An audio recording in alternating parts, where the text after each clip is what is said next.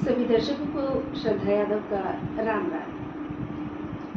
बोलो बेहड़ वाली मैया की जय, सियावर रामचंद्र भगवान की जय, बोली गौरी शंकर भगवान की जय। श्री रामचरितमानस अयोध्या कांड तुलसीकृत रामायण में 493वें पेज पर कथा। इससे पहले के भाग में हमने जाना था कि गुरु वशिष्ठ किस प्रकार भरत जी को समझा रहे हैं कि राम जी ने जन कल्याण हेतु अवतार लिया है। गोस्वामी जी लिख रहे हैं कि सब कहूँ सुखद राम अभिषेकु, मंगल मोद मूल मग एकु, के विधि अवध चले रघुराऊ, कहु समुझ सोए करिय उपाऊ। अर्थात श्री राम जी का राज तिलक सबको सुखदायक है। यही एक मार्ग आनंद मंगल का मूल है। किस विधि से रामचंद्र जी अयोध्या को चले, विचार कर कहो, वही किया जाए। अब ऐसा कौन सा हम आंकड़ा लगा सकते हैं कि राम जी हमारे साथ वापस चले, क्योंकि राज तिलक राम जी का हो तभी जन कल्याण हो सकता है।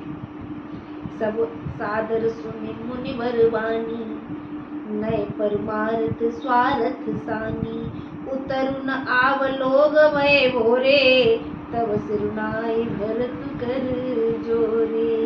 और कहा है, मुनि वशिष्ठ की नीति परमार्थ और स्वार्थ मिश्रित वाणी सबसे आदर से सुनी, किसी को उत्तर नहीं आया, लोग भोले हो गए, तब हाथ जोड़कर सिर नवाकर भरत जी बोले। क्या बोले हैं कि भानुवंश भय भूप घनेरे, अधिक एकते एक बढ़ेरे, जन्म हेतु सबके पितु माता, कर्म शुभ शुभ दे विधाता। सूर्यवंश में एक से एक अधिक बड़े राजा हुए, पिता माता तो सबके ही जन्म के कारण होते हैं, और विधाता शुभ अशुभ कर्मों का फल देता है। तो आगे लिख रहे हैं गोस्वामी जी कि दल दुख सजई सकल कल्याणा, अस असीस राउर जनु जगु जाना, सो गुसाई विधि गति जय छेकी, सकई कुटार टेक जो टेकी। इसका अर्थ है कि आपका आशीर्वाद ही ऐसा है जो दुख को दूर करके समस्त कल्याणों को देने वाला है। यह संसार जानता है हे स्वामी, आप वही हैं जिन्होंने विधाता की गति को रोक दिया। आपने जो निश्चय कर दिया उसे कौन टाल सकता है। दोहा के माध्यम से गोस्वामी जी ने बतलाया है कि बूझिय मोई उपाओ, अब सो सब मोरु अभागु, सुनि सने अमय वचन गुरु, और उमदा अनुराग सियापति राम जय जय राम, मेरे प्रभु राम जय जय राम, श्री राम जय राम जय जय राम। आप मुझसे उपाय पूछते हो, सो सब मेरा अभाग्य है। भरत जी के स्नेह भरे वचन सुनकर गुरु जी के हृदय में प्रेम उमड़ आया है।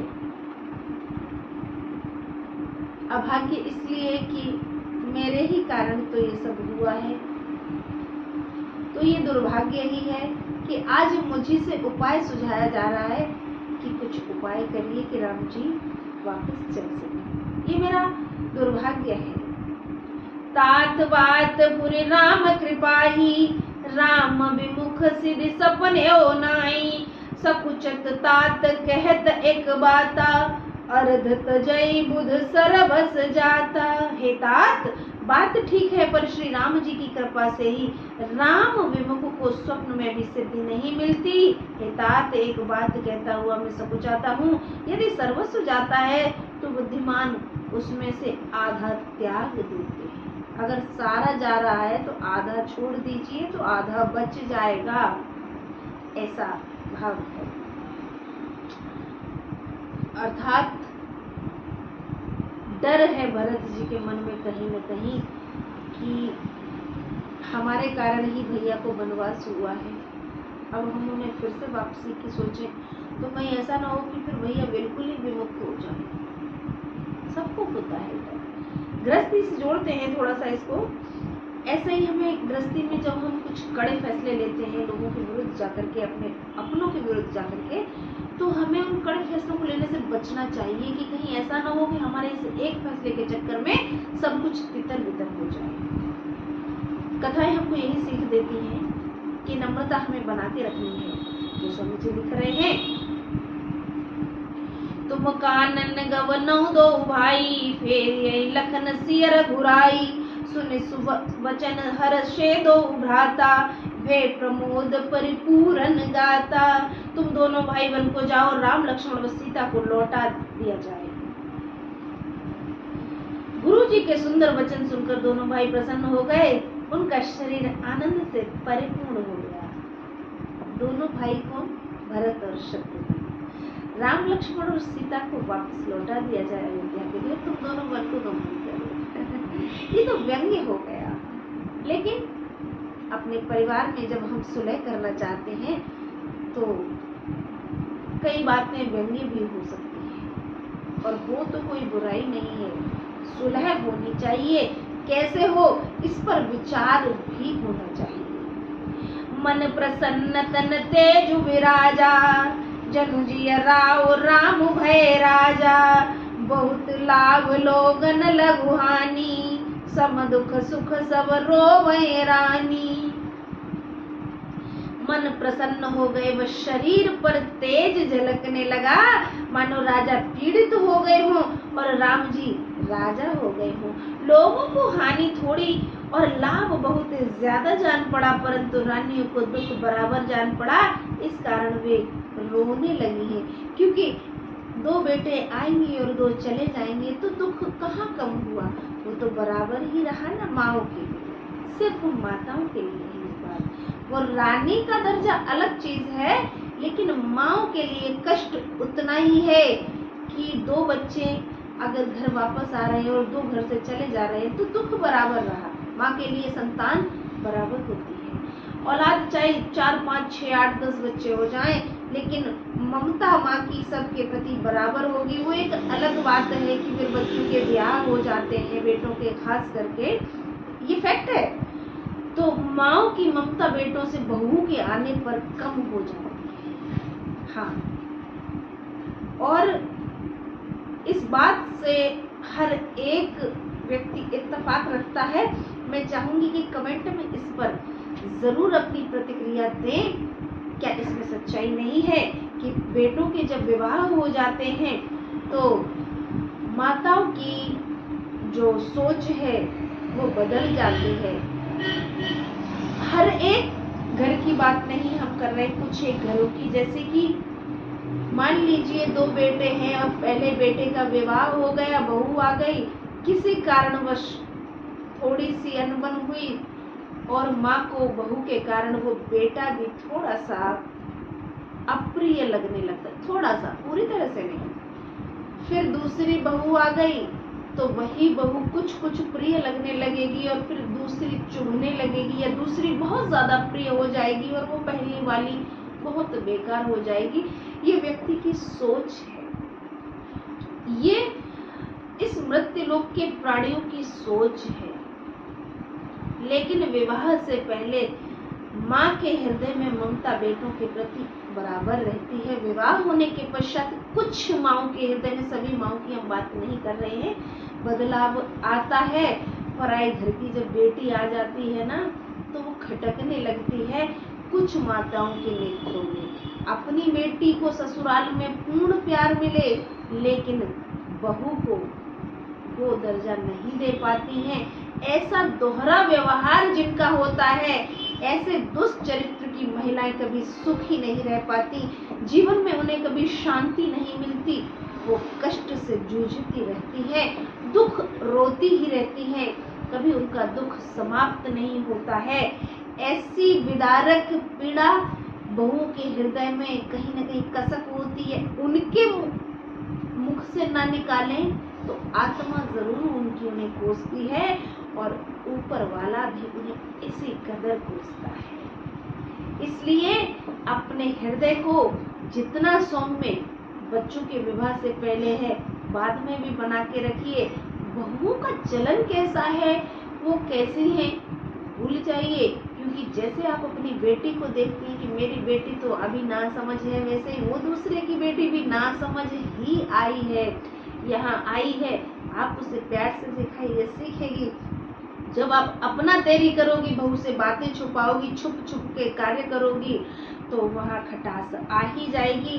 और बेटे जो उन बहुओं के पति होते हैं, अगर वो जो दर्जा अपनी माँ, बहन और भाभीियों को देते हैं वही अपनी पत्नी को देने लग जाए, तो फिर ये जीवन की खटास खत्म ही हो जाएगी।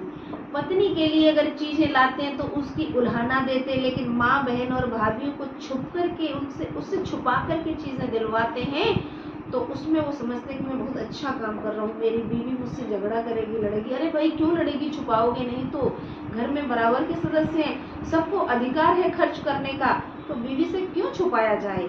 जहाँ ऐसे लड़के जो पति लोग अपनी पत्नियों से बातें छुपाते हैं, चीजें छुपाते हैं, पत्नी को अगर कुछ ला करके देते हैं तो उसका उल्हाना या ताना मारते हैं, लेकिन भाभी, बहन और माँ के लिए जब चीजें लाते हैं तो उसको बीवी से छुपा के रखते हैं। तो बीवी के खर्चे का ताना उसको मार रहे हैं और बाकी घर के खर्चे कर रहे हैं, उसका आप उससे छुपा रहे हैं। वो मूर्ख नहीं है, आपकी पत्नी बन के आई है, आपके घर में रह रही है, तो वो आपको देख करके बहुत कुछ सीख रही है। इसलिए अपनी घर की बहुओं से बातें ना छुपाई जाएं, चीजें ना छुपाई जाएं, उन्हें बराबर का अगर दर्जा दिया जाता है। आप कुछ संपत्ति में हिस्सा बंटवारा भी मत दो, बस उनकी चुगली मत करो बाहर जाकर के पड़ोसन से या अपने घर में ही। आपस में जब आप चुगली करने लगते हैं तो ये चुगली ही आपके लिए खतरनाक हो जाती है और इतना विष दोनों पार्टियों में बन जाता है, इतना हृदय विदारक है ये चीजें कि वो कभी भी सौम्यता नहीं ला पाते और ऐसे घरों में कभी कलह खत्म नहीं हो पाती है। यही कारण है कि आज घर घर में एक दूसरे को कोई देखना नहीं चाहता है। हर घर की हम बात नहीं कर रहे हैं, सिर्फ उन घरों में जहां बहुओं की चुगली छुप कर की जाती है, जहां उनके कामों में अगर नुस्ख निकाला जाता है, कोई कमी निकाली जाती है, तो छुप कर क्यों निकालनी है? सामने ही बोल दो कि ये ऐसे गलत है, ऐसे नहीं, ऐसे होना चाहिए। अभी ये कहने की क्या जरूरत है कि अरे वो तो ऐसी ही है, वो तो ऐसी ही आई है, वो तो ऐसे ही करेगी, उसको कुछ नहीं आता जाता है। यहाँ चीजें गड़बड़ झाला कर देती हैं। कथा से हम थोड़ा ज्यादा हट गए, लेकिन हाँ ये सच्चाई थी। वैसे हम कहते नहीं है इस तरीके की बातों को, लेकिन हमें लगता है कि बोलने से शायद किसी को कुछ ज्ञान मिले, थोड़ा सा अनुभव मिले, सुनकर के शायद कुछ बदलाव आ जाए। क्योंकि राम कथा सुनने से, ईश्वर का भजन करने से, जब भगवान की कथा हम सुनते हैं पंडालों में जाकर के या टीवी पर, तो जब हमारे मन में बदलाव आता है, हृदय हमारा चेंज होता है, तो ऐसी बातें सुनने के बाद कुछ तो परिवर्तन किसी एक व्यक्ति में भी आया, तो ये हमारा कहना सफल हो जाएगा। कोशिश करके देखिए, बस आप कुछ मत कीजिए, उनको बड़ा खर्चा मत कीजिए, महंगी चीजें मत लाके दीजिए, उनकी बुराई पीठ पीछे मत कीजिए, चुगली मत कीजिए। अगर उन्होंने कुछ गलत कर भी दिया है, गलती से उनसे कुछ मिस्टेक हो भी गई है, तो मुंह पर ही बोल दीजिए और उस बात को वहीं खत्म कर दीजिए। जब आप बाहर जाकर चुगली करते हैं, घर में ही अपने दूसरे सदस्यों से छुप कर उनकी बुराई करते हैं, चाहे वो पति हो, सास हो, भाभी हो, ननद हो, तो ऐसे घरों में कभी मेल मिलाप नहीं हो सकता है। इसकी वजह वो लोग खुद होते हैं जो उनकी बुराई करते हैं। फिर कहते हैं नहीं वो हमें तवज्जो नहीं देती है, वो हमें घास नहीं डालती है। अरे भाई आप कोई जानवर थोड़ी है जो आपको घास डाली जाएगी, आप उनके परिवार के सदस्य हैं, आपको इज्जत मिलनी चाहिए और इज्जत पाने का आप काम कीजिए, उसके बाद आपको इज्जत खुद ब खुद मिल जाएगी। तो इसी सब विचार के साथ आज की कथा को यहीं विराम देते हैं। अगली कथा में फिर भेंट होगी, तब तक के लिए नमस्कार, राधे राधे, जय सिया राम।